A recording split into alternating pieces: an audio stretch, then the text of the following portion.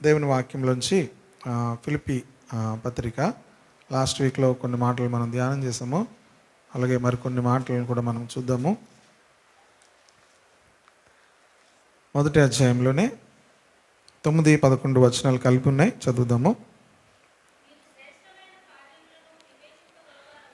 మీరు శ్రేష్టమైన కార్యములను వివేచింపగలవారొకటకు మీ ప్రేమ తెలివితోనూ సకల విధములైన అనుభవ జ్ఞానముతోనూ కూడినదై అంతకంతకు అభివృద్ధి పొందవలననియు, ఇందువలన దేవునికి మహిమయు స్తోత్రము కలుగునట్లు మీరు యేసుక్రీస్తు వలనైన నీతి ఫలములతో నిండుకొనిన వారే క్రీస్తు దినమునకు నిష్కపటులను నిర్దోషులను కావాలననియు ప్రార్థించుచున్నాను. దేవుని వాక్యంలోంచి ఈ మాటలను కొద్ది సమయం మనం ధ్యానం చేద్దాం. 8వ వచనం కూడా నేను చదువుతున్నాను. క్రీస్తు యేసు యొక్క దయారసమును బట్టి మీ అందరి మీద నేను ఎంత అపేక్ష కలిగి ఉన్నానో దేవుడే నాకు సాక్షి. పౌలు ఇక్కడ దేవుడు నాకు సాక్షి అంటున్నాడు. కనుక మనం సాక్ష్యాలు చెప్తాం కదా, చాలాసార్లు మనం సాక్ష్యాలు చెప్తాం. మీ గురించి కూడా దేవుడు సాక్ష్యం చెప్తాడు, తెలుసా మీకు? దేవుడు నాకు సాక్షి. మనం ఎవరికి దేవునికి సాక్షులుగా ఉంటాం. ఇక్కడ పౌలు ఏమంటున్నాడు? దేవుడు నాకు సాక్షి. ఏదైనా ఒక వాక్యం మనం చెప్పేటప్పుడు దానికి మళ్ళీ మూల వాక్యం కూడా కనెక్ట్ అవ్వాలి. అంటే ఇంకో 2-3 చోట్ల ఇలాంటి వాక్యం ఉంటేనే అది కరెక్ట్ అవుతుంది. దేవుడు నాకు సాక్షి, దేవుడు మనకెందుకు సాక్ష్యం చెప్తాడు? మీరు అలాగ ఆలోచించాలన్నమాట. బైబిల్ని ఎవరైనా చెప్పారా అని చెప్పారంటే అవునా అని వెంటనే వెళ్ళిపోతారు. మరి ఎందుకు అలాంటి మాటలు మరలా బైబిల్లో ఎక్కడైనా ఉంటే అది కరెక్ట్ అనమాట. దేవుడు మన అందరి కోసం కూడా ఏం చెప్తాడు? సాక్ష్యం చెప్తాడు. చూడండి, హెబ్రీ పత్రిక 11వ అధ్యాయము. హెబ్రీ పత్రిక 11వ అధ్యాయము కొన్ని వచనాలు అంటే అన్నీ చెప్పను, జస్ట్ మీకు అలాగా చూపిస్తాను. 4వ వచనం చదువుదాం. 11వ అధ్యాయం 4వ వచనం. విశ్వాసమును బట్టి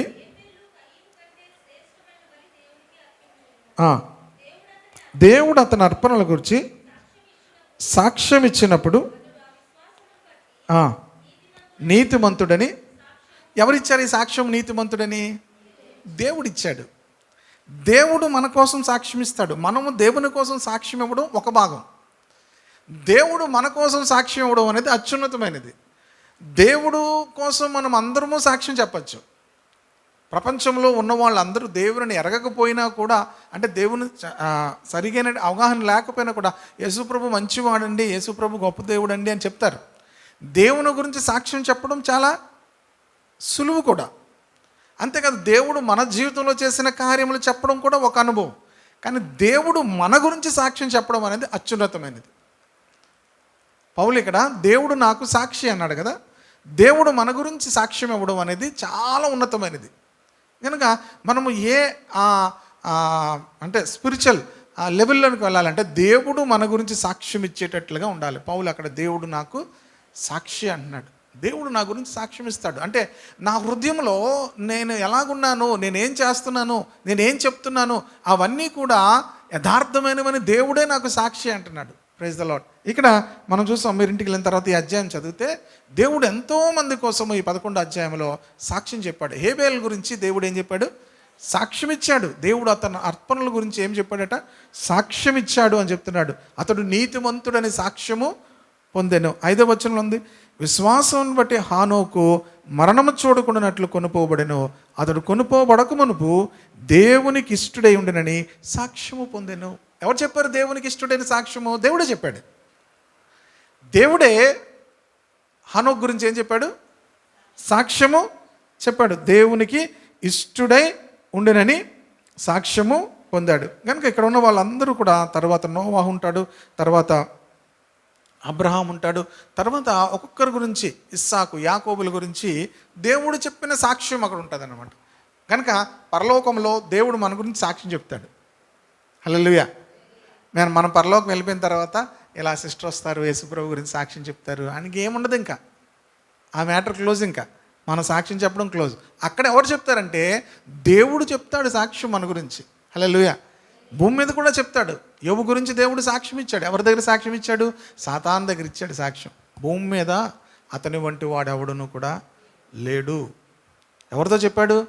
సాతానుతో చెప్పాడు. దేవుడు తన దూతలతో చెప్తాడు, నా కుమారుడు వంటి వాడు ఎవడునూ లేడు, నా కుమారుడు వంటి వాడు ఎవడునూ లేడు, లేకపోతే నా కుమారుడు ఇంత విశ్వాసములో ఉండేవాడు, నా కుమారుడు ఇంత పరిశుద్ధుడు అని దేవుడు మన గురించి సాక్ష్యం చెప్తాడు. సరే, ముందుకెళ్ళిపోదాం.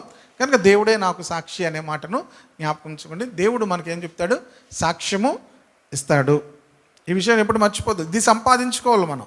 ఓకే, ఇది మన ప్రయాస ఏంటంటే దేవుని కొరకు చెప్పడం అనుకుంటే దేవుని గురించి చెప్పచ్చు. అదే చెయ్యం మనం. అసలు దేవుని గురించి సాక్ష్యమే చెప్పం మనం, ప్రతి దేవుని పెట్టారా.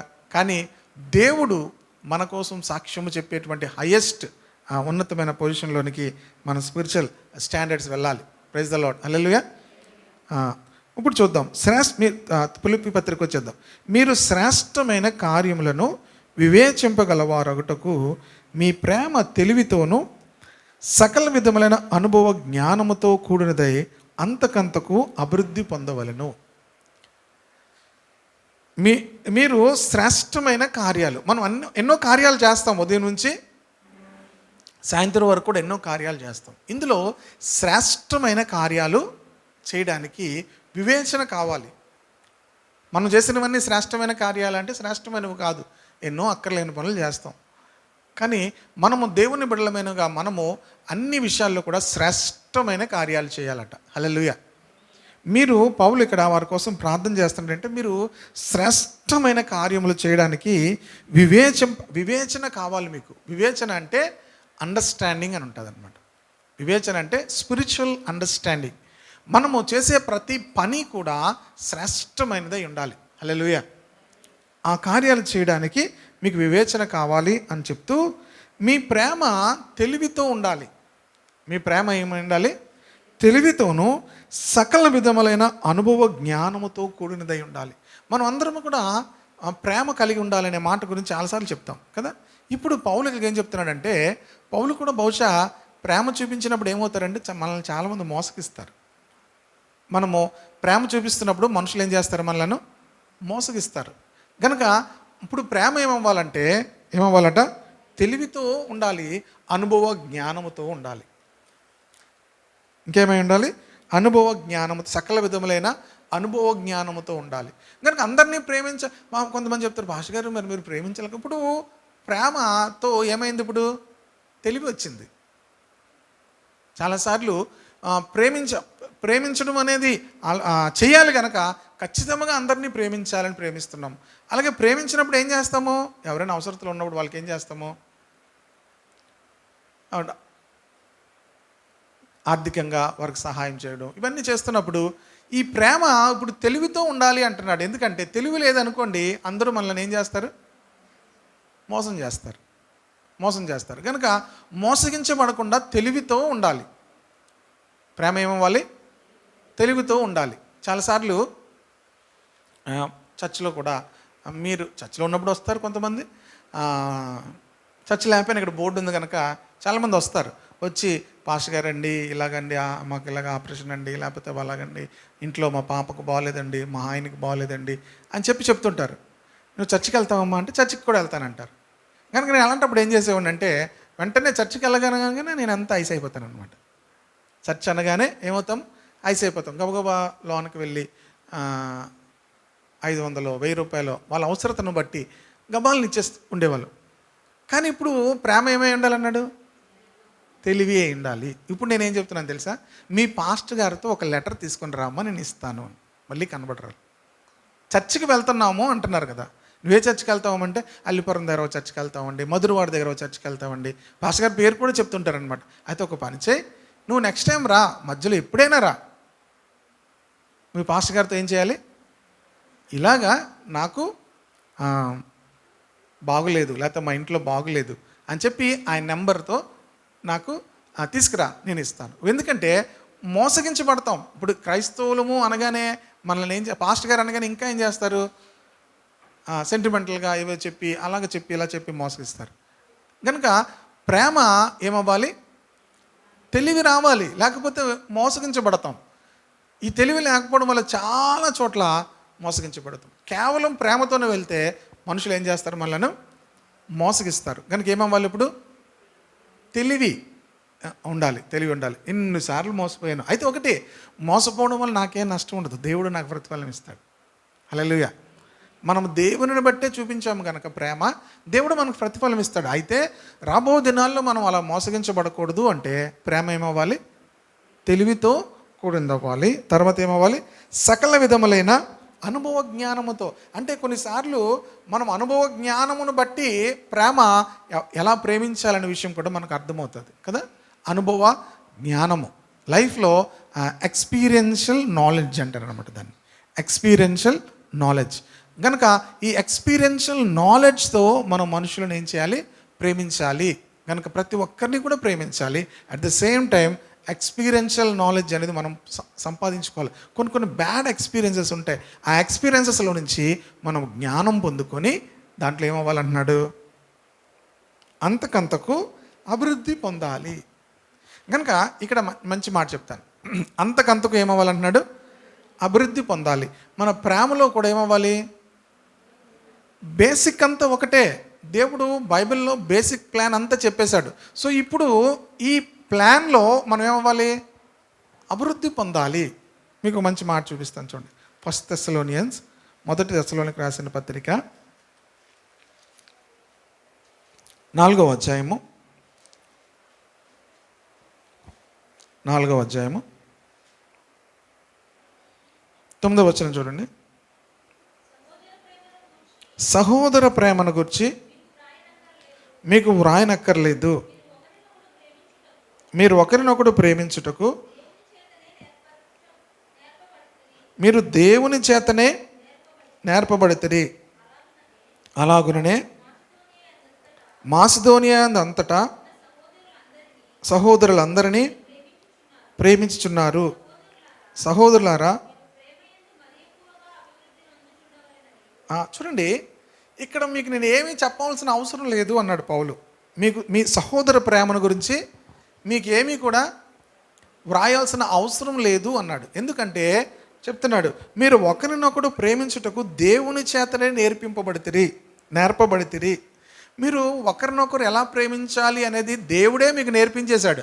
ఇక నేను మీకు చెప్పవలసిన అవసరము లేదు అన్నాడు. అలాగనే మాసిదోనియా అంతటా ఉన్న సహోదరులందరినీ మీరు ఏం చేస్తున్నారు? ప్రేమించుచున్నారు. సహోదరులారా, మీరు ప్రేమ యందు మరి ఎక్కువగా అభివృద్ధి పొందాలి.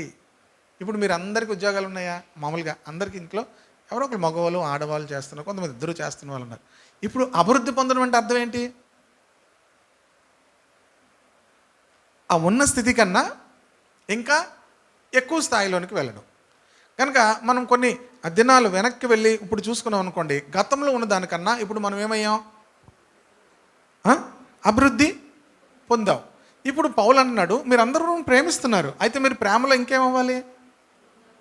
అభివృద్ధి పొందాలి. ప్రేమలో ఏమవ్వాలి? కనుక బేసిక్ ఒకటే, కానీ ఇప్పుడు ఏమవ్వాలి? అందులో అభివృద్ధి పొందాలి. కానీ ఇంకనూ హయ్యర్ లెవెల్లోనికి ఆ ప్రేమలోనికి మనము వెళ్ళాలి అని కోరుతున్నాడు. కనుక మన జీవితాల్లో అభివృద్ధి అనేది మిగతా విషయాల్లో ఎలాగ అభివృద్ధి పొందుతున్నామో, ఈవెన్ స్పిరిచువల్ మ్యాటర్స్లో కూడా మనం ఏమవ్వాలి? అభివృద్ధి పొందాలి. గతంలో కంటే ఎక్కువగా మనము ఇతరులను ప్రేమించగలగడము, ఇతరుల పట్ల ఆ ప్రేమను కలిగి ఉండడంలో, అందరి పట్ల కూడా ఆ ప్రేమ కలిగి ఉండడంలో ఏమవ్వాలట? అభివృద్ధి పొందాలి. ఓకేనా? ఇప్పుడు ఇవాళ చెప్పాలనుకున్న ప్రాముఖ్యమైన విషయానికి వస్తున్నాను. అభివృద్ధి పొందొచ్చు అన్ని విషయములలో ప్రభువును సంతోషపెట్టినట్లు. ఇది ప్రాముఖ్యమైన విషయం. అన్ని విషయములలో, ఈ మాట చెప్దాం అందరం, అన్ని విషయములలో. కనుక అన్ని విషయములలో ప్రభువుని సంతోషపెట్టినట్లు. క్రిస్టియానిటీ అనేది మనము యాజ్ వీఆర్ గ్రోయింగ్, మనం ఎదుగుతున్న కొద్దీ మనం గ్రహించవలసిన విషయం ఏంటంటే, అన్ని విషయములలో ప్రభువుని సంతోషపెట్టినట్లు ఎదగాలట. హల్లెలూయా. ఎవరిని సంతోషపెట్టాలి? ఈ కాన్సెప్ట్లో మనం ఉండం. అన్ని విషయములలో ప్రభువుని సంతోషపెట్టాలి. పౌలు ఈ ఫిలిప్పీల గురించి ఈ ప్రేయర్ చేస్తున్నాడు, ఈ మాటలు రాస్తున్నాడు. మీరు అన్ని విషయాల్లో కూడా ప్రభువుని ఎలా సంతోషపెట్టగలము అనేటువంటి ఆలోచనతో ఉండాలి. హల్లెలూయా. చూడండి, మీకు జనరల్గా మీకు ఒక కాన్సెప్ట్ ఇచ్చి మళ్ళీ ఇందులోకి వస్తాను. మొదటి కొరింథీ పత్రిక 7వ అధ్యాయము. అంటే మీకు ఇది ఒక థాట్ ఇస్తుంది అంతే. ఓకే, 7వ అధ్యాయము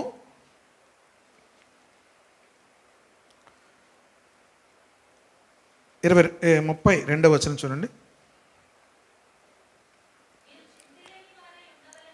మీరు చింతలేని వారే ఉండవలనని కోరుచున్నాను. పెండ్లి కానివాడు ప్రభువుని ఎలాగ సంతోషపెట్టగలనని. మీరు ఏ మాట జ్ఞాపకం చేసుకుంటారంటే ప్రభువుని ఎలాగ సంతోషపెట్టగలని ఆ కాన్సెప్ట్లో చెప్తున్నాను. ఓకేనా. పెండ్లి కానివాడు ప్రభువుని ఎలాగ సంతోషపెట్టగలని ప్రభు విషయమైన కార్యముల గురించి చింతించుచున్నాడు. పెండ్లి అయిన వాడు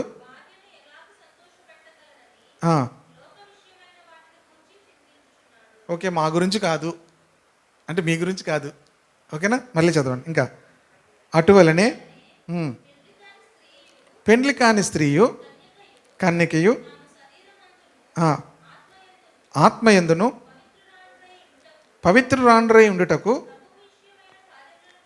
ప్రభు విషయమైన కార్యముల గురించి చింతించుచుందురు కానీ పెండ్లి అయినది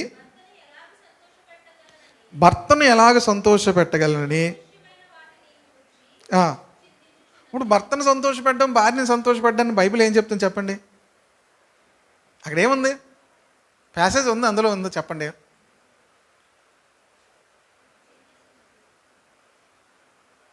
కాదు, లోక విషయమైన వాటిని, లోక సంబంధమైన వాటి విషయం గురించి ఏమవుతుందట అంటే, ఇప్పుడు భార్యను భర్త భార్య సంతోషం పెట్టకూడదని నేను అంటలేదు. పెండ్లి కాక మునుపు మనము దేవుని ఎలా సంతోషపెట్టాలి అనే ఆలోచనతో ఉన్నాము. పెండ్లి అయిన తర్వాత ఇది మీకు కంపారిజన్ ఇస్తున్నాను.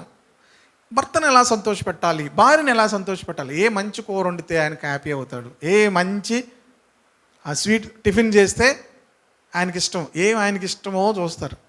వండి ఏం చేస్తారు, వాళ్ళని సంతోషపెడతారు. భర్తలు ఏం చేస్తారు, భార్యను ఎలా సంతోషపెట్టాలి. కొత్తలో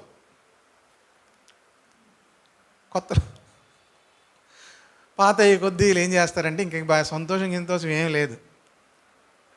ప్రియ దేవుని బిడ్డలారా, అయితే ఇప్పుడు పౌలు ఏం చెప్తున్నాడంటే ప్రతి విషయంలో కూడా ఇలాగ భార్యాభర్తలు ఒకరినొకరు ఎలా సంతోషపెట్టాలని అనుకుంటున్నారో మీకు కాన్సెప్ట్ ఏం చెప్తున్నాడంటే మనము దేవుని సంతోషపెట్టే ఆలోచన కలిగి ఉండాలి. ఇక్కడ ఏమంటున్నాడు, అన్ని విషయములలో. ఫిలిప్పీ పత్రిక వచ్చేద్దాం. మీకు అది జస్ట్ మీకు ఇది అర్థం అవ్వాలని అది చెప్పారన్నమాట. అన్ని విషయములలో ప్రభువును సంతోషపెట్టునట్లు. క్రైస్తవ జీవితము దేవుని ఎలా సంతోషపెట్టాలి అనేటువంటి ఆలోచనతో నింపబడాలి. అందుకే మీకు ఏం చెప్పారంటే, ఏం వండితే దేవుని మనిషి ఆయనకి సంతోషము, ఏం తెస్తే ఆమెకు సంతోషము, లేకపోతే ఏం కొంటే ఆమెకు సంతోషం. ఈ ఆలోచన అన్నీ కూడా ఏమన్నాడు, లోకపరమైనవి. ఈ మనుషులకి ఎంత చేసినా ఈవేళ బాగానే ఉందంటారు కానీ రేపు తిన్న తర్వాత ఏమంటారు, ఈవేళ బాగుందంటారు కానీ మీరందరూ బాగా ఉండాలి కానీ పర్వాలేదు. లిడియా ఈవేళ ఒకలా ఉంటుంది, రేపు ఒకలా ఉంటుంటుంది. కానీ ఇప్పుడు అంటే నేను ఏం చెప్తున్నానంటే, వంటలో సంతోషం అనేది ఒకరోజు ఇవాళ తినేసి అమ్మాయ నువ్వు ఇంక సూపర్ అని సర్టిఫికెట్ ఏమి వేయరు మొగోళ్ళే కదా, పిల్లలు కూడా ఎవరు ఏం చేయరు. మరలా రేపు టిఫిన్ బాగా చేయాలి, మధ్యాహ్నం లంచ్ బాగా చేయాలి, మాడి చేస్తే తిట్లు, మరలా రాత్రి బాగా చేయాలి. ఇంకా జీవితాంతం కూడా వీళ్ళని సంతోషపెట్టడం అంటే మన ప్రాణం, మనుషులు ఆడవాళ్ళ ప్రాణం ఏమవుద్ది, పోద్ది. కనుక అందుకే లోక విషయమైంది అంటున్నాడు. కానీ ప్రభువుని అన్ని విషయముల్లో మనం ఏం చేయాలట, ప్రభువుని ఎలా సంతోషపెట్టాలి అనే ఆలోచన కలిగి ఉండాలి అంటున్నాడు. హల్లెలూయా. అన్ని విషయంలో ప్రభువుని సంతోషపెట్టాలి. ప్రభువుని ఏం చేయాలి, సంతోషపెట్టాలనే ఆలోచన మనకు రావాలి. ఇది ఉండదు మనకి. ఇది లేనంతకాలం కూడా మనం మెచ్యూరిటీలోనికి రాలేదన్నమాట. జనరల్ క్రైస్తవ జీవితం జీవించడం అనేది మెచ్యూరిటీ కాదు. జనరల్ భక్తిగా జీవించడం అనేది మెచ్యూరిటీ కాదు. మనము ఒక్కొక్క స్టెప్ కూడా స్పిరిచువల్గా ఎదుగుతున్న కొద్దీ మనము దేవునిని ఎలాగ సంతోషపెట్టాలి అనే విషయంలో ఎదగాలి. హల్లెలూయా. అన్ని విషయాల్లో కూడా ప్రభువును నేను ఎలాగ సంతోషపెట్టాలి. నేను వివరించి చెప్తే చాలా టైం పడుతుంది. మీరు దాన్ని అర్థం చేసుకుంటూ మీరు ఆ నెక్స్ట్ నుంచి అన్ని విషయాల్లో కూడా అలాగ ఆలోచించండి. కనుక ఇంకంటే చెప్పవలసిన విషయాలు చాలా ఉన్నాయి కనుక నేను వివరించట్లేదు. వివరిస్తుంటే సమయం ఎక్కువైపోతుంది. కనుక ఆయనకు తగినట్టుగా మనము నడుచుకోవాలి. ప్రభువుని ఎలా సంతోషపెట్టాలి అంటే ప్రభువునకు తగినట్టుగా మనం నడుచుకోవాలి అంటున్నాడు. ఎలా నడుచుకోవాలట? ప్రభువునకు తగినట్లు. ప్రభువునకు తగినట్లు. మిమ్మల్ని ఎవరైనా ఇప్పుడు ఏది పెద్ద హోటల్, నోవాటెల్ హోటల్కి మీకు ఒక మ్యారేజ్కి ఇన్వైట్ చేశారనుకోండి, మీరు ఎలా వెళ్తారు అమ్మా? రేంజ్ మారిపోద్ది కదా. మీరు ఇప్పుడు నోవాటెల్ హోటల్లో మీకు ఇన్విటేషన్ వచ్చింది మ్యారేజ్కి. ఇప్పుడు మీరు ఎలా వెళ్తారు మ్యారేజ్కి? మామూలుగా వెళ్ళరు. ఏం చేస్తారు? మొత్తం బీరో అంతా తీసి, బీరువాలో ఉన్నవన్నీ తీసి మెళ్ళ వేసుకొని, తర్వాత వస్త్రాలు కూడా ఏం చేస్తారు? ఒకవేళ వీలైతే మనకి ఆ టైంకి లేకపోతే కొత్త డ్రెస్సులు కూడా, కొత్త శారీస్ కూడా అన్నీ కొనుక్కొని ఏం చేస్తాం? ఎక్కడికి వెళ్తున్నాం మనం అంటే దానికి తగినట్లుగా మనము ప్రిపేర్ అవుతాం. ఆ హోటల్కి తగినట్లుగా మనం ఏమవుతాం? ప్రిపేర్ అవుతాం. ఇక్కడ ప్రభువునకు తగినట్లుగా ఉండాలట మనం. హల్లెలూయా. ఎలాగ ఉండాలి? ఆయనకు తగినట్లుగా మనము నడుచుకోవాలి. కనుక మనం ఎదుగుతున్న కొద్దీ ప్రభువునకు తగినట్లుగా, God is so great, God is love, God is full of compassion, God is Holi God, ఇవన్నీ మనం చెప్తుంటాం. ఇప్పుడు ఆయనకి తగినట్లుగా మనం నడుచుకోవాలి. దేవుడు ఏమై ఉన్నాడని మనం ఎరుగుతామో ఆయనకి తగినట్లుగా మనం నడుచుకోవాలి. హల్లెలూయా. ఆయనకు తగినట్లుగా మనం ఏం చేయాలి? నడుచుకోవాలి. కనుక ఈ విషయాన్ని కూడా మీరు నోట్ చేసుకోండి. కనుక ఆయనకు తగినట్లుగా చీప్ మెంటాలిటీ ఉండకూడదు మనకి. ఏ మెంటాలిటీ ఉండకూడదు? చీప్ మెంటాలిటీ అంటే ఏంటి? మీరు పావలా కోసం, ₹10 కోసం, రూపాయి కోసం కంగారు పడకూడదు మనం. Praise the lord. మన దేవుడు ఎలాంటి వాడు? కనికర పూర్ణుడు. Praise the lord. హల్లెలూయా. కనుక మనము కనికరముతో నింపబడాలి, ఆయనకు తగినట్లుగా ఉండాలి. Praise the lord. హల్లెలూయా. ప్రభువునకు తగినట్లుగా మనం ఏమవ్వాలి? జీవించాలి అని, నడుచుకోవాలి అని చెప్తున్నాడు. సో అంత రాయల్గా మనము నడుచుకోవాలి. రాయల్గా జీవించాలని చెప్పి రాయల్ ప్యాలెస్లో ఉండాలని చెప్పట్లేదు. ప్రభువునకు తగినట్లుగా మనల్ని ఏం చేయమంటున్నాడు? నడుచుకోవాలి. అటువంటి లైఫ్ స్టైల్ని మనము జీవించడం ప్రారంభించాలి. ఎందుకంటే మన దేవుణ్ణి మనం ఏం చేస్తున్నామో రిప్రజెంట్ చేస్తున్నాం. లోకానికి మన దేవుణ్ణి మనం ఏం చేస్తున్నాం? రిప్రజెంట్ చేస్తున్నాం. ఒక కంపెనీ నుంచి కానీ ఎవరైనా వెళ్ళినప్పుడు ఆ కంపెనీకి తగినట్లుగా మనుషులు వాళ్ళు ఏం చేస్తారు? కనబడడానికి ప్రయత్నం చేస్తారు. కనుక అలాగే మనము దేవునిని రిప్రజెంట్ చేస్తున్నాం కనుక దేవునికి తగినట్లుగా మనం ఏం చేయాలి? నడుచుకోవాలి.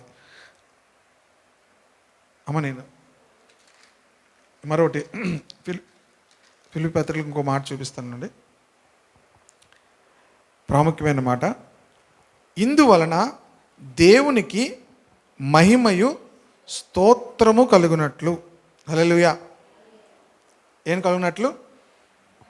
ఇందువలన దేవునికి మహిమయు స్తోత్రము కలుగునట్లు మీరు యేసుక్రీస్తు వలనైన నీతి ఫలములతో నిండుకొనిన వారే. మీరు ఇందువలన దేవునికి మహిమయు స్తోత్రము కలుగునట్లు యేసుక్రీస్తు వలనైన నీతి ఫలములతో ఏమవ్వాలి? నిండిపోవాలి. దేవునికి స్తోత్రం కలుగును గాక. ఏమవ్వాలి? యేసుక్రీస్తుకు మహిమ స్తోత్రము కలగాలంటే మనము యేసుక్రీస్తు వలనైనా నీతి ఫలములతో నిండాలి. యేసుక్రీస్తుకు మహిమ కలగాలంటే ఏం చేయాలి? యేసుక్రీస్తు వలనైనా నీతి ఫలములతో మనం నిండిపోవాలి. మన ద్వారా యేసుక్రీస్తుకు మహిమ కలగాలంటే యేసుక్రీస్తు వలనైనటువంటి నీతి ఫలములతో ఏమవ్వాలి? నిండిపోవాలి. ఇందుకు నీతి ఫలం అంటే ఏంటి? నీతి ఫలము. మనము నీతి ఫలములతో నిండిపోతే యేసుక్రీస్తుకి ఏం కలుగుతుందట? దేవునికి మహిమయు స్తోత్రము కలుగుతుంది. కనుక దేవునికి మహిమ స్తోత్రము కలగాలంటే యేసుక్రీస్తు వలనైనా ఏమవ్వాలి? ప్రైజ్ ద లార్డ్, హల్లెలూయా. చూపిస్తాను అండి. యేసుక్రీస్తు వలనైన నీతి ఫలములతో నిండుకోవడం అంటే 2 కొరింథీ పత్రిక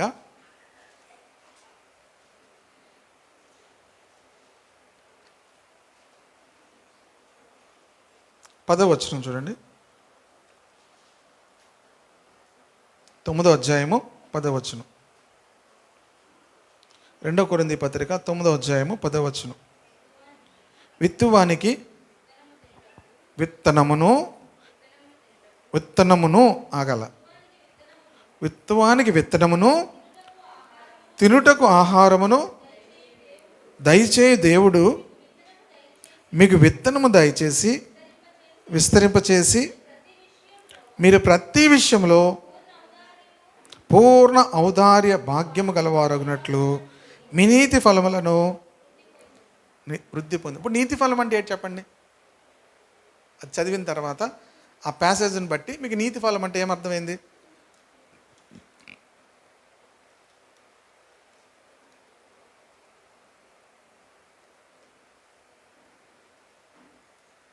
మీరు ప్యాసేజీలు చూసి చెప్పడం అలవాట్లేదా? అందరూ ఇప్పుడు అన్నీ ఏ టెస్టులు రాసినా ప్యాసేజీల నుంచే కదా ఇస్తారు. ప్యాసేజ్ చూసి చదివిన దాంట్లో నీతి ఫలం అంటే ఏంటి? పూర్ణ ఔదార్యము గలవారు అవ్వడం. ప్రతి విషయంలో కూడా ఏమవడం? పూర్ణ ఔదార్యం. ఔదార్యం అంటే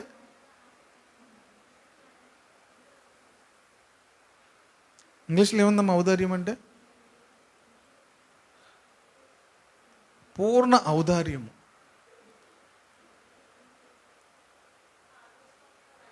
అమ్మా, హార్వెస్ట్ ఆఫ్ రైచియస్నెస్ అంటే నీతి ఫలమే.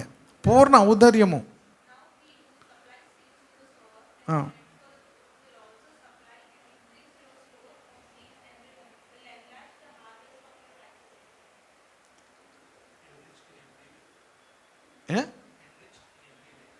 Enriched in every way. Enriched in every way 10వ వచనమే కదా.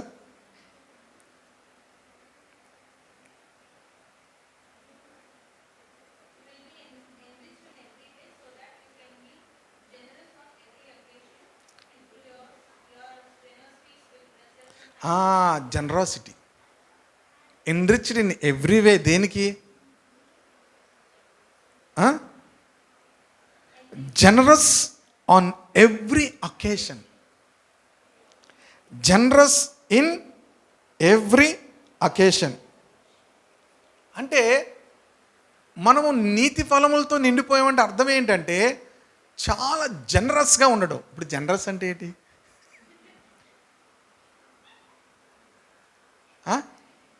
ఇంగ్లీష్ మీడియం చెప్తారు. ఇంగ్లీష్ ఏంటమ్మా? నిజాయితీ. జనరస్ అంటే నిజాయితీ కూడా కాదు.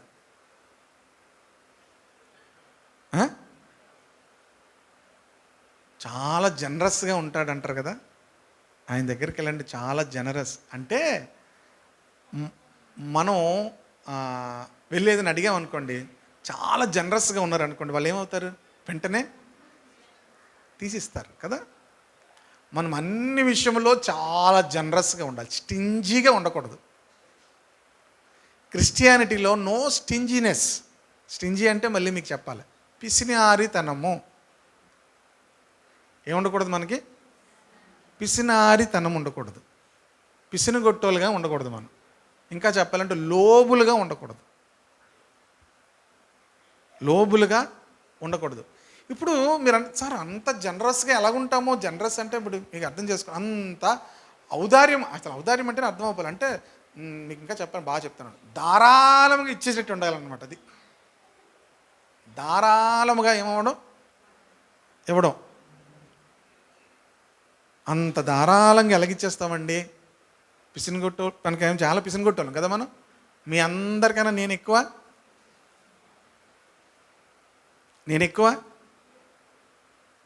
ఎక్కడ పిసినగొట్టండి? ఖర్చు పెట్టే దగ్గర, ఇవ్వడం దగ్గర కాదు. ఓకే, ఖర్చు పెట్టే దగ్గర నేను చాలా ఆలోచిస్తాను అనమాట. ₹1 ఖర్చు పెట్టే దగ్గర కూడా చాలా ఆలోచిస్తాను. కానీ ఇచ్చే దగ్గర ఔదార్యం కలిగిన వారంగా ఉండాలి మనం. హల్లెలూయా. పూర్ణ ఔదార్యం కలిగిన వారుగా ఉండాలి. సో ఇది నీతి ఫలం అనేది దేవుని దగ్గర నుంచి వస్తుంది. ఇప్పుడు మీరు అనొచ్చు, సార్ ఎంతమందికి ఇస్తాం సార్, ఎక్కడ ఇచ్చేయగలం సార్ అనుకుంటాం. ఇక్కడ ఏమన్నాడంటే దేవుడు, విత్తువానికి ఏం చేస్తారంటే దేవుడు, విత్తనమును తినుటకు ఆహారం దయచే దేవుడు మీకు విత్తనము దయచేసి మీకు దేవుడు ఇస్తాడు అంటున్నాడు అక్కడ. అది God will supply your seed. దేవుడు మీకు ఆ సీడ్ని ఇస్తాడు. మీకేం ఉండాలి? నువ్వు పిసిని కొట్టి దానివి అయితే నీకేమి అవ్వడు దేవుడు. మీకు అర్థమైందా లేదా? మీరు స్టింజీగా ఉంటే దేవుడు మీకేమి ఇవ్వడు. మురికి కాలువ ఎందుకు అవుతుంది చెప్పండి?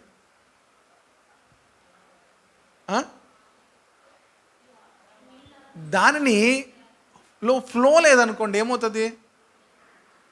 నాచు పట్టేస్తుంది, తర్వాత కంపు కొడుతుంది నీళ్లు, తర్వాత ఇంకా అక్కడికి వెళ్ళలేం.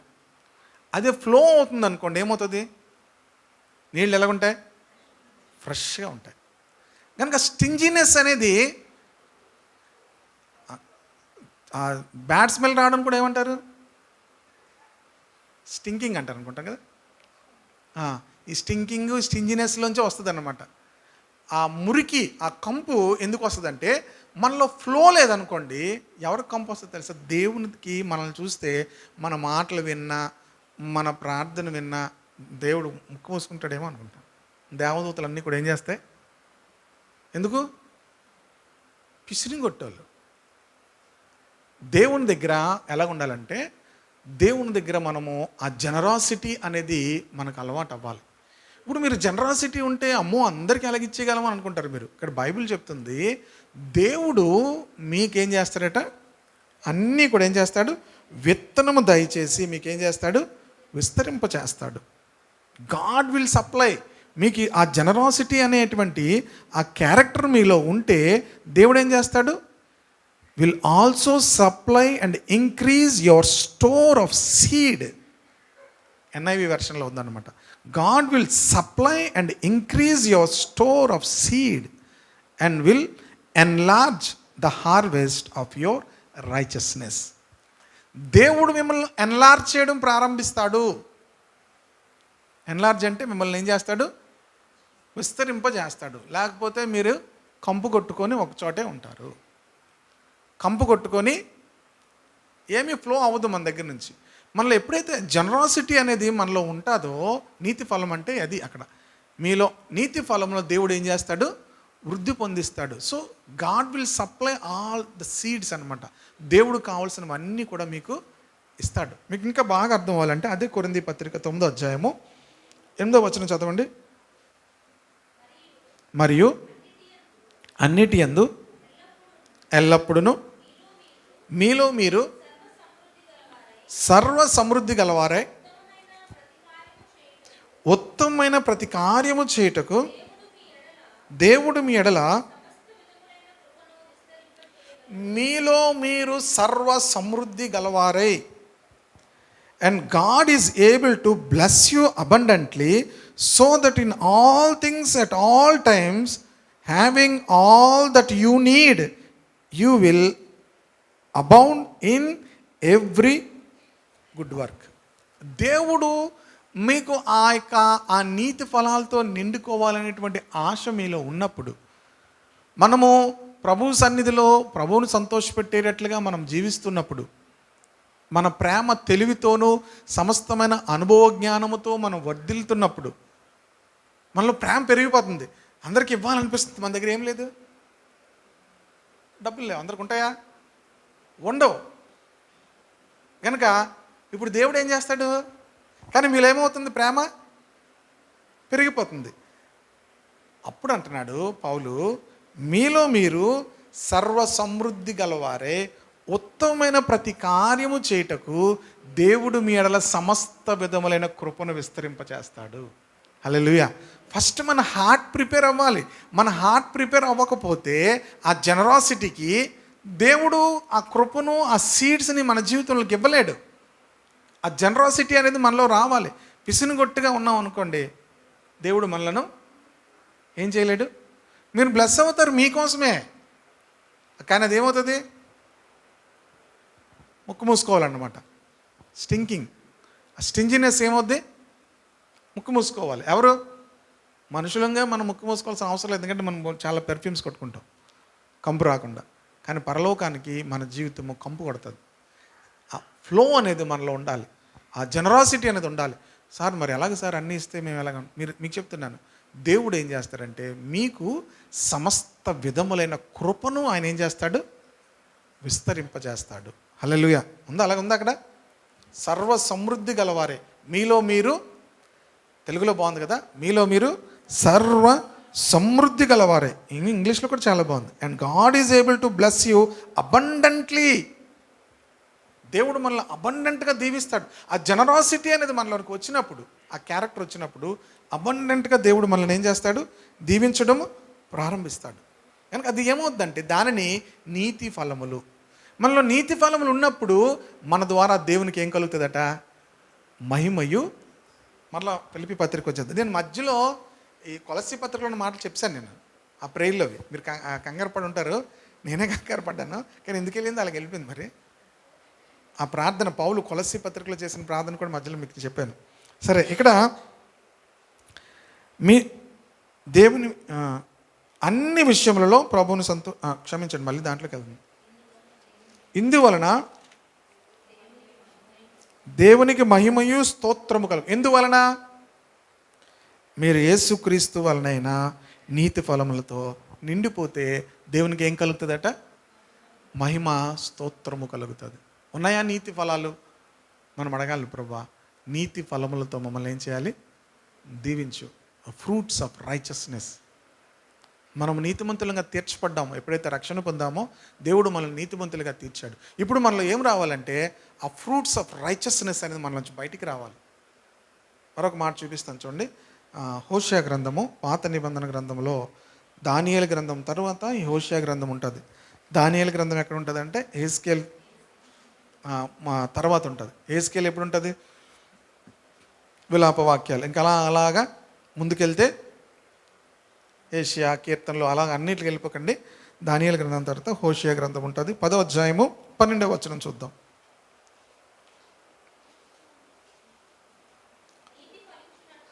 నీతి ఫలించున్నట్లు మీరు విత్తనము వేయుడి. నీతి ఫలించినట్లు మీరు ఏం చేయమంటున్నాడు, సీడ్. మళ్ళీ ఇక్కడ అందుకే మీకు నేను చెప్తున్నాను, ఏదైనా ఒక ఆ మ్యాటర్ మనలో ఉందంటే పాత నిబంధన, కొత్త నిబంధన, మళ్ళీ ఆ పత్రికల్లో అక్కడ దేవుడు ఒకే విషయం గురించి చెప్తాడు. అది మనం నేర్చుకోవాలి. ఏం చేయాలంటున్నాడు, నీతి ఫలించినట్లు మీరు విత్తనం వేయాలి. వేస్తున్నారు విత్తనాలు, బీరకాయ విత్తనాలు తెచ్చుకున్నామండి, లేకపోతే ఏంటి టమాటా విత్తనాలు తెచ్చుకున్నాము. ఇప్పుడు తమ్ముడు శామ్యుల్ చాలా విత్తనాలు తెస్తున్నాడు, ఇక్కడి నుంచి విత్తనాలు. సో మనకి ఏదైనా చిన్న స్థలం ఉందంటే విత్తనాలు వేస్తుంటాం. ఇక్కడ మనము నీతి ఫలించినట్లు ఏం చేయమంటున్నాడు, విత్తనం. ఏ విత్తనం ఇది? జనరాసిటీ, పూర్ణ ఔదార్యము. ఆ జనరాసిటీ, ఆ కనికరము మనలోనికి రావాలి. ఎంతమందికి మనం సహాయం చేయగలము, ఎంతమందికి మనము హెల్ప్ చేయగలము. ఈ జనరాసిటీ అనేది ఏంటి, సీడ్. దాన్ని ఏమంటున్నాడు, విత్తనము. మీకు విత్తనము దేవుడు దయచేస్తాడు, దాన్ని విస్తరింపజేస్తాడు. మీరు పూర్ణ ఔదార్య భాగ్యము గలవారు నోట్లు దేవుడే మిమ్మల్ని నీతి ఫలములతో నింపుతాడు అన్నాడు. కనుక ఈ క్యారెక్టర్ అనేది మనలోనికి ఎప్పుడైతే జనరాసిటీ వచ్చిందనుకో విత్తనాలు దేవుడు దయచేస్తాడు. నీతి ఫలించినట్లు మీరు విత్తనము వేయుడి, ప్రేమయను కోత మీరు కోయుడి. యెహోవాను వెతుకుటకు దే సమయము గనుక ఆయన ప్రత్యక్షమై మీ మీద నీతి వర్షం కురిపించినట్లు ఇది వరకు ఎన్నడను దున్నని బీడు భూమి దున్నుడి. ఇప్పుడు భూమిని దున్నాలి. ఆ విత్తనాలు వేయాలంటే, దేవుడు వర్షం కురిపించాలంటే భూమిని ఏం చేయాలి? ఏ భూమి ఏంటి? మీ హృదయం. మీ హృదయం కఠినంగా ఉందనుకోండి, మీరు ఏమీ చేయరు. If your heart is harden, మీరు మనుషులు స్మూత్గానే ఉండొచ్చు, హృదయం కఠినంగా ఉండొచ్చు. కనుక దేవుడు మీ మీద నీతి వర్షాన్ని కుమ్మరించలేడు. మీరు నీతి ఫలములు ఫలించాలంటే, నీతి వర్షము దేవుడు కుమ్మరించాలి అంటే మీ హృదయాలు ఎలాగుండాలి? దున్నబడాలి. దేవుని వాక్యముతో ఏమవ్వాలి? దున్నబడాలి. కఠినముగా ఉంటే దేవుడు అప్పుడప్పుడు మా అమ్మ నన్ను నువ్వు వెళ్ళావంటే నువ్వు జాలి పడిపోకు అంటుంటుంది. అంటే మా అమ్మగారు జాలి పడదని కాదు, మా అమ్మకు బాగా జాలి పడుతుంది. నేను ఎక్కువగా అలా స్పందిస్తానేమో అని తొందరగా నువ్వు కంగారు పడిపోకు అంటుంది అనమాట. నేను తర్వాత చెప్తాను, అలా చేద్దిగానే అంటుంది అనమాట. ఇప్పుడు దేవుని బిడ్డలారా, మనం హృదయాలు ముందుగా సిద్ధపరచుకోవాలి. Praise the lord. హల్లెలూయా. ఒక సీజన్ వస్తుందంటే ఆ సీజన్కి మనం ఏం చేయాలి? మన హార్ట్ని సిద్ధపరచుకుంటే దేవుడు ఏం చేస్తాడట? నీతి వర్షాన్ని కుమ్మరిస్తాడు. మామూలు వర్షం కాదు, అది ఎక్కడి నుంచి వస్తుంది? పరలోకంలోంచి సమృద్ధి అయిన వర్షం దేవుడు నియమిస్తాడు. హల్లెలూయా. కనుక దేవుడు సమృద్ధి అయిన వర్షాన్ని దేవుడు మనకు ఇస్తాడు. కనుక ఇది చాలామందికి తెలియదు. ఈ యొక్క ఎక్స్పీరియన్స్లోకి మనం వచ్చినప్పుడు దేవుడు నీతి ఫలములతో మనల్ని నింపేస్తాడు. ఆ నీతి ఫలములతో ఉన్నప్పుడు దేవునికి ఏం కలుగుతుందట? మహిమయు స్తోత్రము కలుగుతుంది. Praise the Lord. కనుక మనం పరలోకంకి వెళ్ళిన తర్వాత డైరెక్ట్గా వెళ్ళిపో మనం ఎలా కనబడతామంటే ఫుల్ ఆఫ్ ఫ్రూట్స్తో వెళ్ళాలన్నమాట. ఆత్మ ఫలముతో వెళ్ళాలి. ప్రేమ, సంతోషము, సమాధానం, మంచితనము, దీర్ఘశాంతము, ఇంకేమన్నాయి? దయాళుత్వము, ఆశా నిగ్రహము, మంచితనము, విశ్వాసము, ఈ ఫ్రూట్స్ అన్నిటితో వెళ్ళాలి. అలాగే నీతి ఫలములతో వెళ్ళాలి. దేవునికి స్తోత్రం. ఇంక లాస్ట్ మాట ఇంకోటి చెప్తాను. నీతి ఫలం ఎక్కడ ఉంటుందో యాకోబు పత్రిక 3వ అధ్యాయము లాస్ట్ వర్డ్ అనుకుంటాను చూడండి. యాకోబు పత్రిక, ఇంగ్లీష్లో జేమ్స్ అని ఉంటుంది, 18వ వచనం చూడండి. నీతి ఫలము సమాధానము చేయు వారికి సమాధానమందు విత్తబడును. ఇది మీకేం అర్థమవుతుంది? ఫ్రూట్ ఆఫ్ రైచియస్నెస్ అనేది ఎవరికి దేవుడు ఇస్తాడంటే సమాధానము చేయువారికి. సమాధానమందు ఏమవుద్దట? విత్తబడుతుంది. సో నీతి ఫలం అనేది those who are peacemakers. ఎవరైతే సమాధానం చేస్తారో వారికి సమాధానమందు ఏమవుతుందట? విత్తబడుతుంది. హల్లెలూయా. అంటే సమాధానపరచువారు ధన్యులు, వారు దేవుని కుమారులు అనబడుదురు. Praise the lord. సమాధాన పరుచువారు. అసలు సమాధాన పడని వారు 2 రేంజ్లు ఉన్నాయి. సమాధాన పరుచువారంటే ఎవరు తెలుసా? ఇప్పుడు సపోజ్ ఇద్దరు మధ్యలో ఎవరితో గొడవ అయిందనుకో, మధ్యలోకి వెళ్ళి ఏం చేయాలి? సమాధాన పోన్లే, తప్పు అయిపోయిందిలే, అంది తప్పు, పోన్లే క్షమించు అని చెప్పేసి వీళ్ళిద్దరిని ఏం చేయడం? మధ్యవర్తిగా ఉండి సమాధానపరచడం. అసలు మనమే సమాధానం ఎవరితో లేకుండా ఉండి ఇంకేటి సమాధానపరుస్తాం? సమాధానపరచు వారికి దేవుడు ఏం చేస్తాడట? Peacemakers who sow in peace reap harvest of righteousness. ఎవరికి దేవుడు ఈ నీతి వర్షాన్ని, నీతి ఫలములు ఇస్తాడంటే పీస్ మేకర్స్కి ఇస్తాడు. ఎవరికి ఇస్తాడు? Peacemakers who sow in peace reap harvest of righteousness. కనుక నీతి ఫలములతో దేవుడు మనకు. సార్ అంత బాగుంది, ఎందుకు పాస్టర్ గారు ఇవన్నీ? మొదట ఏం చెప్పాను? ఇప్పుడు ఇందువలన దేవునికి మహిమ స్తోత్రము కలుగుతుంది. భూమి మీద ఉండగానే మన జీవితాన్ని చూసినప్పుడు దేవునికి మహిమ కలుగుతుంది. మనము నీతి ఫలములతో నిండిపోయి ఉంటే మన ద్వారా దేవునికి ఏం కలుగుతుంది? మహిమ కలుగుతుంది. ఇంకేం కలుగుతుంది? స్తోత్రము కలుగుతుంది. ఇంకేమన్నాడు? నిండుకొనిన వారే క్రీస్తు దినమునకు నిష్కపటులను నిర్దోషులనుగా ఉంటాం. ఎప్పుడైతే నీతి ఫలములు మనలో ఉంటాయో క్రీస్తు దినము, మరలా రెండోసారి ఇందులో ఉంది, మొదటి వచనంలో కూడా ఉంది క్రీస్తు దినము వరకు అనే మాటను లాస్ట్ వీక్ కూడా చెప్పుకున్నాం. కనుక క్రీస్తు దినము అంటే ఏం చెప్పాను? క్రీస్తు దినము అంటే మర్చిపోయారు, లాస్ట్ వీక్ కూడా చెప్పాను. చనిపోయాక ఇంక మన దినాలు అయిపోతాయి. అంటే మనం చనిపోయాక కాదు, భూమి మీద ఉన్న మనుషుల దినాలన్నీ కూడా ఒక అయిపోతాయి. అంటే ఇప్పుడు చూడండి, ఒక్కొక్కరిది ఒక్కొక్క పవర్ ఉంటుంది ఒక్కొక్కరికి కదా. ఇప్పుడు అమెరికన్ ప్రెసిడెంట్ ఉన్నాడు అనుకో, బోల్డ్ మార్చేస్తున్నాడు అన్నీ కూడా. ఎందుకంటే వాడు ప్రెసిడెంట్, ఆయన ఇష్టం ఏది కావాలంటే అది మారుస్తుంది. ఎందుకంటే ఆయన దినాలు అవి. ఎన్ని దినాలు? Maybe 4 years 5 years. అలాగే లోకంలో చాలామందికి వారి దినాలు ఉంటాయి. ఇక ఒక దినం వస్తుంది, అది ఇక క్రీస్తు దినం. అంటే ఇక మనుషుల దినాలు పనిచేయవు. చూడండి, నా ఇష్టం నువ్వు వాడు నాకు చెప్పడానికి అంటారు కదా. అప్పుడప్పుడు అంటాం మనం కదా, అప్పుడప్పుడు ఏమంటాం మనం? నా ఇష్టం నువ్వు నాకు చెప్పడానికి అంటాం లేదా? కోపంలోనో ఏదో టైంలో ఏమంటాం? అంటాం. ఇంకా నా ఇష్టం అన్నది ఉండదు. ఇంకా అంతా కూడా ఎవరిది అయిపోద్ది? ప్రభు దినం. అంటే ప్రభుకి మొత్తం మన అధికారం, మనకున్నవన్నీ కూడా తీసివేయబడతాయి, కొట్టివేయబడతాయి. అంతా కూడా హీ ఈజ్ లార్డ్, ఆయనే ప్రభు, సమస్తానికి కూడా ఆయన ప్రభు. ఆ దినమున మనము నిర్దోషులముగా నిష్కపటులముగా కనబడాలంటే నీతి ఫలం మనలో ఉండాలి. దేవుడు ఆయన దినమందు ఎవరిని పిక్ చేస్తాడంటే, ఇప్పుడు మనకున్నటువంటి స్టేటస్ని బట్టి, ఫైనాన్షియల్ పరిస్థితులను బట్టి, లేకపోతే ఎడ్యుకేషన్ బట్టి మన యొక్క స్థితులను మనం నిర్ణయించుకుంటాం, ఆ స్థితిలో ఉండాలనుకుంటాం. దేవుడు దినమందు దేవుడు ఎవరికి ఏ స్టేటస్ ఇస్తాడంటే, నీతి ఫలములతో నిండిపోయిన వారికి ఉన్నతమైన స్టేటస్ ఇస్తాడు. హల్లెలూయా. మిలీనియం అంటే 1000 ఏండ్లు పరిపాలన భూమి మీద జరుగుతుంది. 1000 ఏండ్లు ప్రభువైన యేసుక్రీస్తు వారు భూమి మీద ఆయన ఏం చేస్తారు? పరిపాలన చేస్తారు. సో ఆ 1000 ఏండ్ల పరిపాలనలో దేవుడు ఎవరిని ఆయన నిలవబెడతాడు అంటే, ఆయన రాజ్యములో, ఆయన పరిపాలనలో నీతి ఫలములతో నిండిపోయిన వారిని నిలవబెడతాడు, అధికారులుగా నిలవబెడతాడు. కనుక ఆయన ఎక్కడో ఉంటాడు, యెరూషలేములో. ఆయన సియోను కొండ మీద నుండి ఆయన అక్కడ ఉంటాడు, పరిపాలిస్తూ ఉంటాడు. ఇప్పుడు మనం ఎక్కడున్నాం?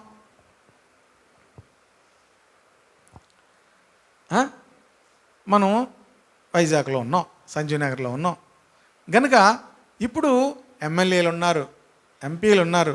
గనుక దేవుడు తన రాజ్యములో అధికారులను నియమిస్తాడు. ఎవరు నియమిస్తాడంటే, నీతి ఫలములతో నిండిపోయిన వారిని అధికారులుగా, రాజ్యము చేసేవారికి. ఈ మాటలన్నీ చూపిస్తే చాలా టైం పడుతుంది. కనుక ఇంత ఉంది క్రిస్టియానిటీలో. మనం ఏం చేస్తున్నామంటే, చిన్న భజన చేసుకొని, ప్రార్థన చేసుకొని, ఏదో మనం అంతా డప్పు కొట్టుకొని, చిన్న పాట పాడుకొని అలాగే మనం గడిపేస్తాం. కానీ క్రిస్టియానిటీలో చాలా విషయం ఉంది. గొప్ప రాజ్యము రాబోతుంది, గొప్ప రాజ్యం. యుగ యుగాలు ఉండబోయే రాజ్యం రాబోతుంది. యుగ యుగాలు కూడా మనం ఉండబోతున్నాం. మనము ఈ 30, 40, 50, 60, 70 సంవత్సరాలకే మనం కంగారు పడుతుంటాం ఈ జీవితం కోసమే. కాదు, యుగ యుగాలు మనము జీవించబోతున్నాం. దానికోసం మన ప్రిపరేషన్ ఏం ఉండదు. చర్చ్ దేనికి అంటే, we need to prepare for eternity. ఆ నిత్యత్వంలో మనము ఉండబోయేటువంటి స్థితిని మనం ప్రిపేర్ చేసుకుంటాం. ఇక్కడ మీ స్కూల్కి ఎందుకు వెళ్తారు పిల్లలు? వాళ్ళు ఎడ్యుకేషన్, వాళ్ళు భవిష్యత్తు కొరకు వారు ప్రిపేర్ అవుతున్నారు. వాళ్ళు భవిష్యత్తులో ఏం చదవాలి, కాలేజెస్కి దేనికి వెళ్తారు, భవిష్యత్తులో వారు ఏమవ్వాలి. ఇప్పుడు చర్చికి ఎందుకు వెళ్తాము?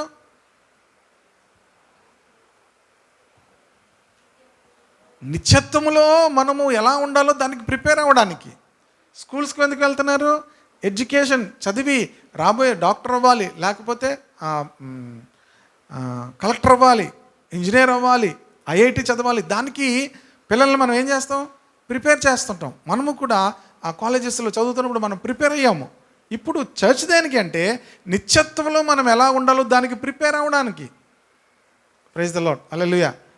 నిత్యత్వంలో మనం ఎలా ఉండబోతున్నాము అంటే, మనము నీతి ఫలములతో నింపబడితే నిత్యత్వంలో ప్రభుతో కూడా మనం ఉంటాం. హల్లెలూయా. నాట్ ఓన్లీ ఉండడము, పరిపాలిస్తాం ఆయనతో కూడా ఏం చేస్తాం? దేవుడు ఏం చేస్తాడంటే, ఆయన మనలను మొత్తం ఈ ప్రపంచం మీద ఆయన మిలీనియంలో ఆయన పరిపాలిస్తాడు. ఒక్కొక్కరిని ఒక్కొక్క చోట ఉంచుతాడు, పరిపాలిస్తాడు. మీరు ఒకసారి అలా ఆలోచించండి.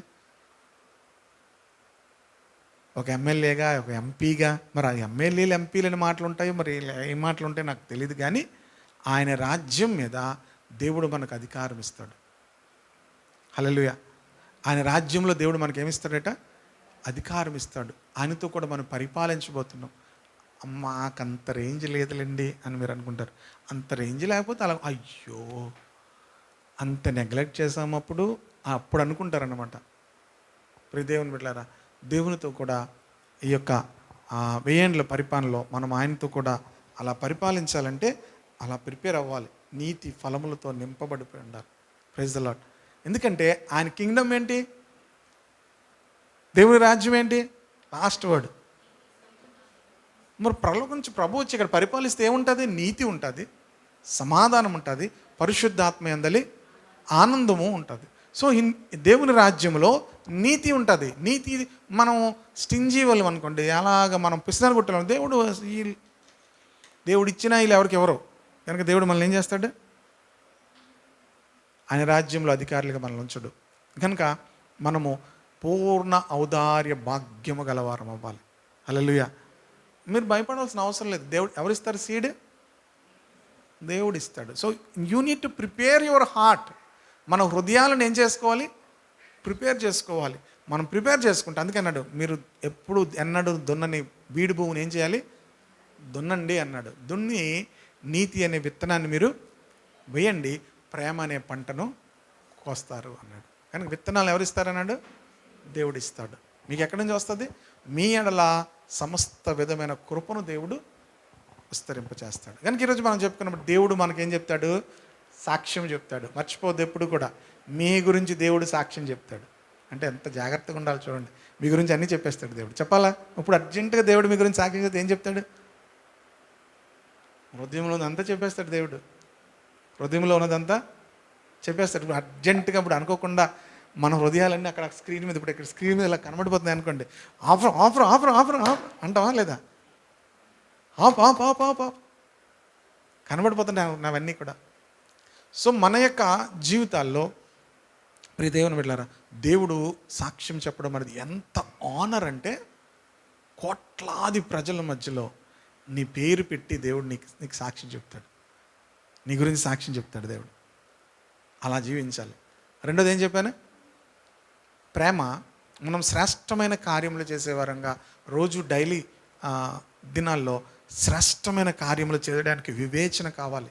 అండర్స్టాండింగ్ మనకు రావాలి. ఏదో తిన్నాము, వండుకున్నాము, మళ్ళీ వండుకునే దాన్ని హెచ్చబెట్టుకున్నాం, ఫ్రిడ్జ్లో పెట్టాం, తిన్నాం, మళ్ళీ వండుకున్నాం, ఇది కాదు. శ్రేష్టమైన కార్యములు చేసేవారంగా ఉండాలి. తర్వాత మన ప్రేమ ఏమవ్వాలి? తెలివితో ఉండాలి, అనుభవ జ్ఞానముతో ఉండాలి. తర్వాత ఏం చెప్పాను?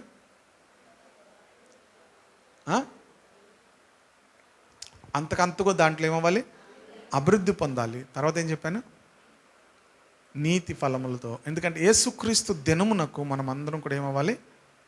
ఆయనకు మహిమయు స్తోత్రము కలుగునట్లుగా నీతి ఫలములతో నింపబడాలి. అంతేకాదు ఆ దినమందు మనం నిష్కపటముగా నిర్దోషులముగా కనబడాలి. కనుక ఇవన్నీ కూడా స్పిరిచువల్గా ఎంత ఉంది క్రిస్టియానిటీలో. మనము ఏ స్టేజ్లో ఉంటాం? మనకు పాల పేక పెట్టేస్తే పాలు తాగేసి, చిన్నపిల్లలు చూడండి చర్చిలోకి వచ్చాక మే అనగానే పడుకొని పాలు పేక పెట్టేస్తే. అందుకే పౌలు ఒక చోట ఏమన్నాడంటే, మీరు ఇంకా పాలు తాగేవారే కానీ బలమైన ఆహారం మీకు పెట్టలేము అన్నాడు. సరే, అవి తర్వాత ఎప్పుడైనా చెప్తాను. కనుక మనం ఒక బలమైన ఆహారం తీసుకుంటున్నాం. కనుక కళ్ళు మూసుకొని ప్రార్థన చేసుకుందాము. ఒక్క క్షణంలో నేను ప్రార్థన చేస్తాను. కనుక ప్రభు మన కోసం ఏమి సాక్ష్యం చెప్తాడు? ఇది చాలా ప్రాముఖ్యమైనది. మన గురించి ప్రభు చెప్పే సాక్ష్యం కొరకు మనం సిద్ధపడాలి. దేవా, నా గురించి నువ్వు సాక్ష్యం చెప్తే ఎలాంటి సాక్ష్యం చెప్తావు? దేవుడు నీ గురించి సాక్ష్యం చెప్తే నీ గురించి ఏమని చెప్తాడు దేవుడు సాక్ష్యము? మన ప్రేమ, తెలివితో, అనుభవ జ్ఞానముతో అంతకంతకు అభివృద్ధి పొందాలి. యేసుక్రీస్తు వలనైనటువంటి నీతి ఫలములు మనలో నిండిపోవాలి. ఔదార్యము, ఆ జనరాసిటీ అనేది మనలో దినదినము పెరిగిపోవాలి. నీకు ఎలా వస్తుందని ఆలోచించవలసిన అవసరం లేదు. దేవుడు మనలో ప్రతి విధమైన కృపను ఆయన విస్తరింపచేస్తాడు. ఔదార్యము గలవారంగా దేవుడు మనల్ని చేస్తాడు. తండ్రి, ఈ రాత్రి కొంత సమయం మరలా నీ వాక్యాన్ని మేము ధ్యానం చేసాం ప్రభా. దేవా, నీ వాక్యం ఎంతో లోతైనది, భక్తి ఎంతో లోతుగా ఉంది ప్రభా. మేము పైనే ఉండిపోతున్నాం ప్రభా. లోతులోనికి మమ్మల్ని నడిపించండి. ఆత్మీయ లోతులోనికి మమ్మల్ని నడిపించండి. వాక్యపు లోతులోనికి మమ్మల్ని నడిపించండి. విశ్వాసపు లోతులోనికి మమ్మల్ని నడిపించండి. పరిశుద్ధత లోతులోనికి నడిపించండి. ప్రేమ యొక్క లోతులోనికి మమ్మల్ని నడిపించండి ప్రభా. నాయనా, నువ్వు ప్రత్యక్షమైనప్పుడు నీ ఎదుట మేము నిర్దోషులముగా నిష్కపటులముగా కనబడినట్లు నేను ఇక్కడ ఉన్న బిడ్డలందరినీ, సంఘమంతటినీ కూడా నీతి ఫలములతో నింపండి ప్రభా. నీతి ఫలములతో నింపమని కోరుతున్నాను ప్రభా. నాయన ఆ విత్తనాలు, నాయన నీతి అనేటువంటి ఆ విత్తనము వేయడం మాకు నేర్పించండి ప్రభా. నాయన నీతి అనే విత్తనాలు వేయడం దేవా మేము నేర్చుకోవడానికి సహాయం చేయండి. మాలో ఏ ఒక్కరం పిసినారు వారంగా తండ్రి నాయన ఆ స్టింజినెస్ మాలోంచి తీసివేయండి ప్రభా. జనరాసిటీని ప్రతి ఒక్కరికి దయచేయండి నాయన. మాకు సమస్తమును సప్లై చేసేవాడు నీవే గనక నీకు స్తోత్రాలు చెల్లిస్తూ ఈ వాక్యం అందరిలో కూడా ఫలింపచేసి దీవించమని ప్రభా, ఆశతో వచ్చిన వారందరి జీవితాల్లో స్పిరిచువల్ బ్లెస్సింగ్స్ అన్నీ కూడా వారికి దయచేయండి నాయన. వారి ఫైనాన్షియల్ నీడ్స్ అన్నీ కూడా తీర్చండి. వారు సమృద్ధి కలిగిన వారే నాయన ఔదార్య భాగ్యము గలవారుగా ఉండినట్లుగా ప్రతి బిడ్డను దీవించమని యేసుక్రీస్తు నామములో ప్రార్థిస్తున్నాను తండ్రి. ఆమేన్.